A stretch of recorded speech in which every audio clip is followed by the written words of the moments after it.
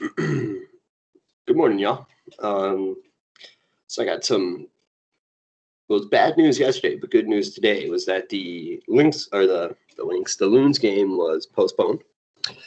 So you can actually watch soccer tonight at 7:30 if you want to. Other than that, there's not any new news. We'll take tomorrow as a work day, so today will be the last day I give out an assignment this week. So let's try and bust through that slideshow, for God's sakes. I didn't realize how long it was. We will get through ancient Greece and Rome by the end of this session, I think. So Greece and Rome is what we'll be learning about for the next week or so until the session is over. 2 weeks, I think, however long it is. In any case, let's get started. Which one?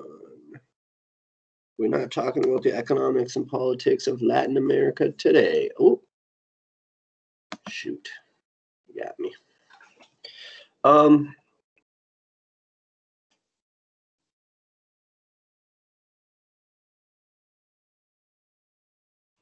These are the things that we'll go over after this. What was the overall purpose of this lesson? That's not something you'll have to answer.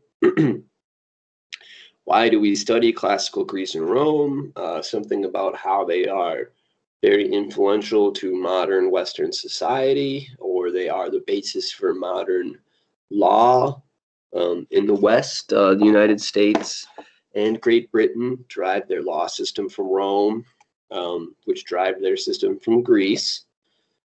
So something like that, just in one sentence. How did geography impact the development of Greek culture? Well, it created, they were seafaring people because of how mountainous Greece was. It was very hard to travel. Also, due to the mountainous areas, the Greek culture was very divided. There was not a single unified Greek state up until after World War I, and so the Greeks kind of only shared language. That was, and obviously there are many other cultural aspects, but that's how geography impacted it. It was the remoteness of Greek city-states.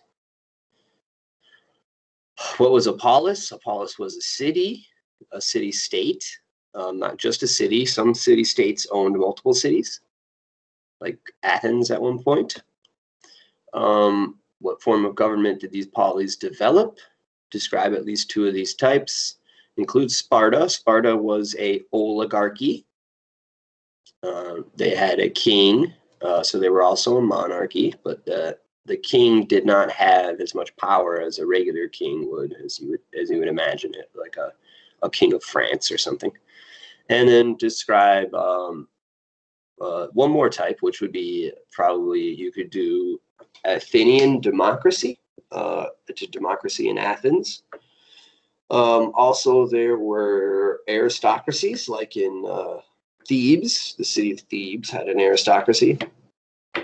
And there were some monarchies, pretty much every other city-state, basically. What contributions? Oops, we skipped one. Explain what classical Greek polis developed a democracy. Well, that one's obviously Athens. And then you will have to describe what democracy is in your own words. It is either a direct democracy or a representative democracy. Direct meaning the people vote. Representative means you vote for a representative and then they vote. And then also, what contributions did ancient classical Greeks make to Western civilization? At least 3 gifts from the Greeks that we think are important today.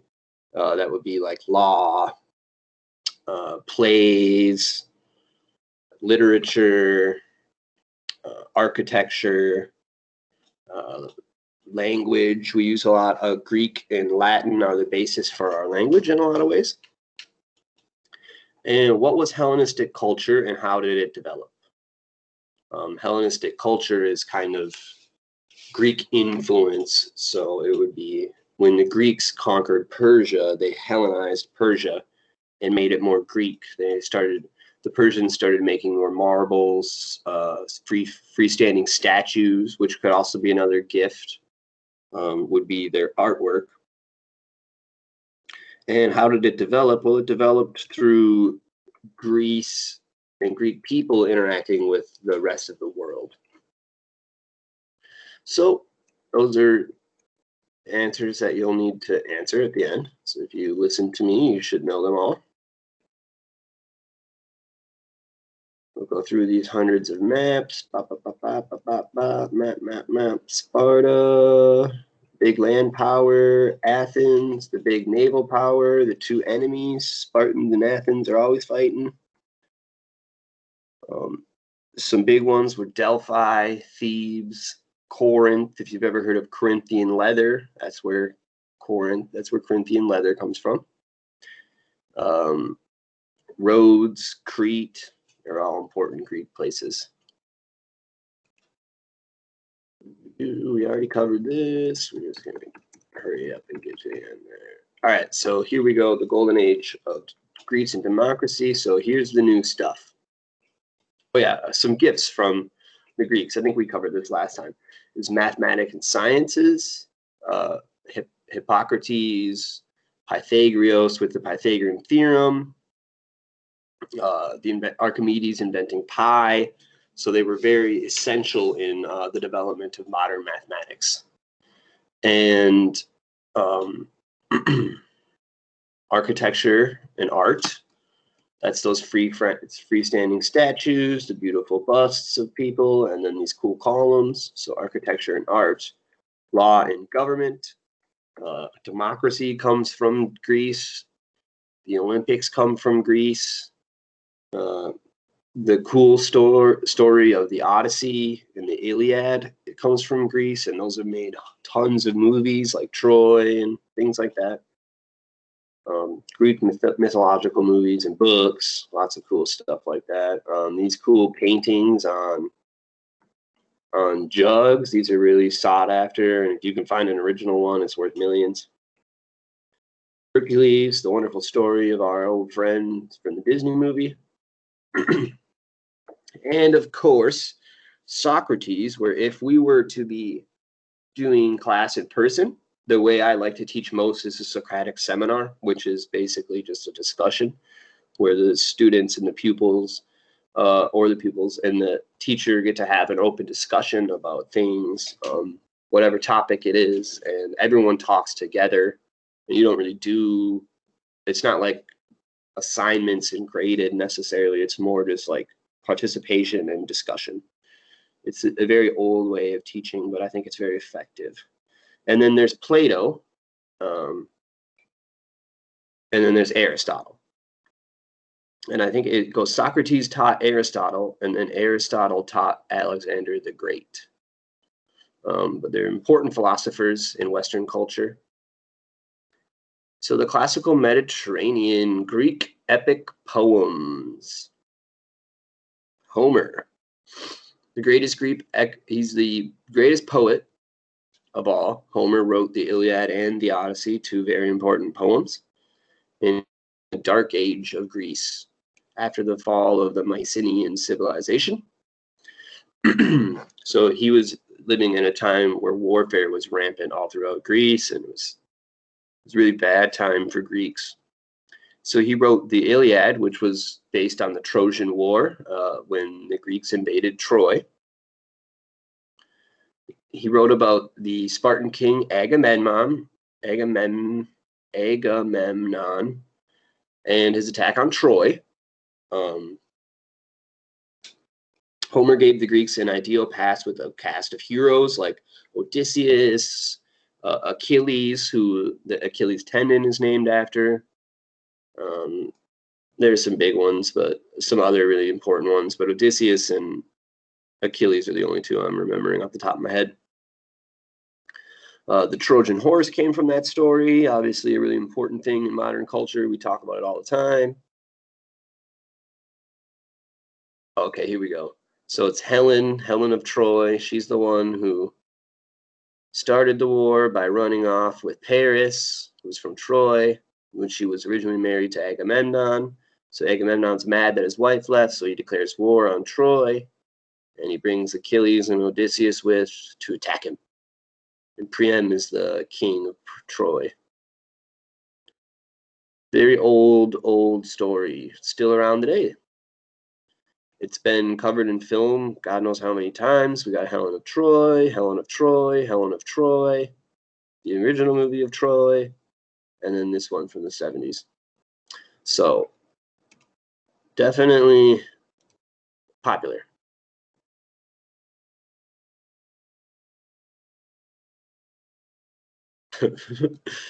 Oh, it's a sad horse in this picture. These are just some stupid pictures.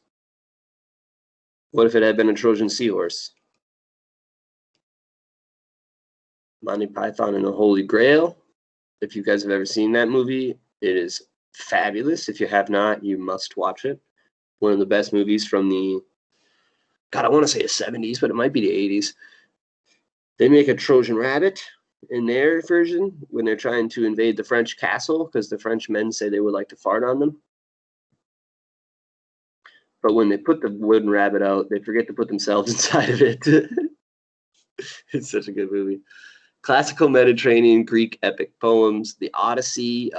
So the Iliad is about the invasion of Troy, and the Odyssey is about the hero of the Iliad, one of the heroes of the Iliad, Odysseus, on his way home. So the Odyssey has also been made into a lot of films and books, and it has started many stories. A lot of people steal the ideas from it. It is an epic poem about Odysseus, who went on a great adventure, which we now call an Odyssey because of Odysseus, while returning home from the Trojan War. So they call him Ulysses in Roman. It's a very popular Roman name. Ulysses S. Grant was a president named after Odysseus. His parents really liked the Odyssey. God, I wanted to say the Iliad so bad.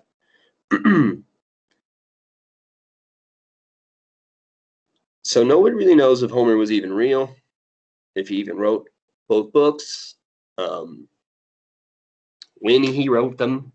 All that stuff is kind of speculation. So yeah, here's some books about the Odyssey. Ulysses would be Odysseus. It's the same person. The Romans, when they conquered Greece, they took all the Greek stories and gods and gave them new names and called them Roman.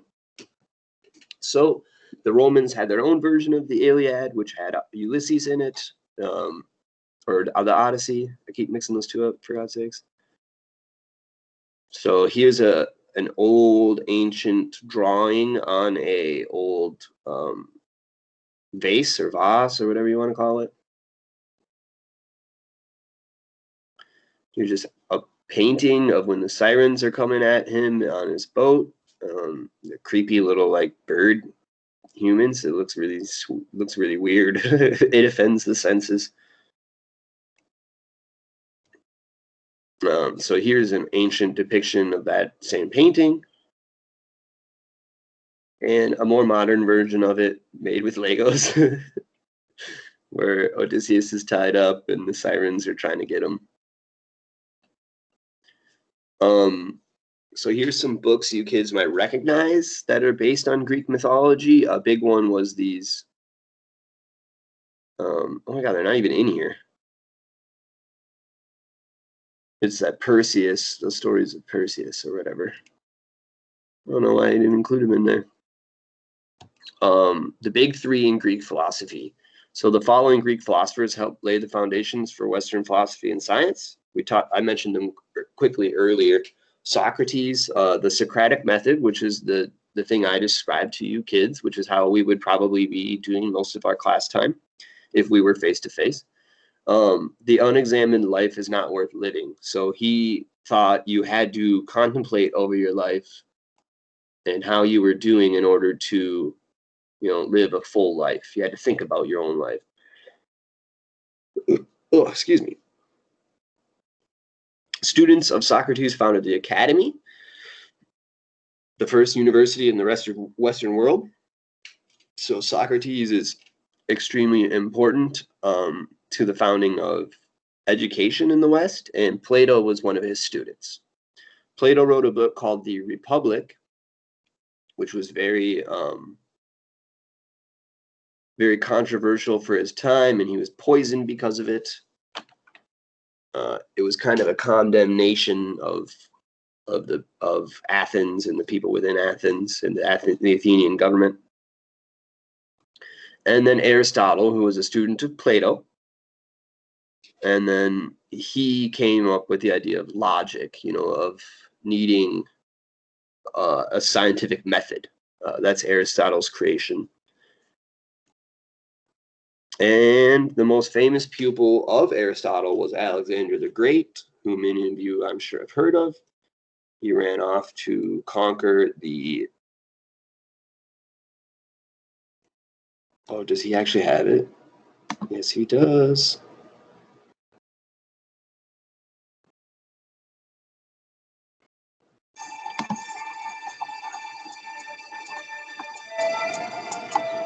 I don't know how well this is going to work on the video, but...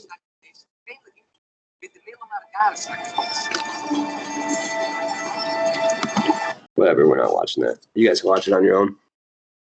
Boop. Or you can watch Bill and Ted's Excellent Adventure. Plato's legend of the lost city of Atlantis has spawned a whole bunch of stories and more movies. Aquaman is from Atlantis. The movie Atlantis, this was from when I was a kid. This is a fantastic movie. So it's an island city, which Plato mentions in his dialogues. He says the gods sank the islands because of the people's hubris and excessive pride.